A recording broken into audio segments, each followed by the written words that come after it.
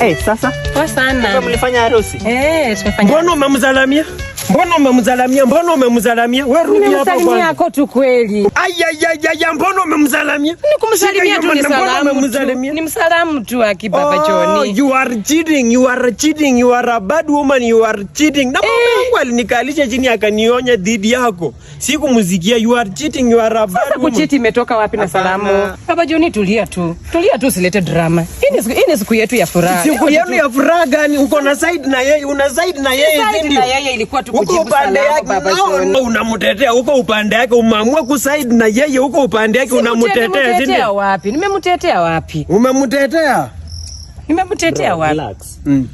Huyu dem tulisoma na yeye. Unaona anaitwa nani? Brivian. Na nilijua ni wewe.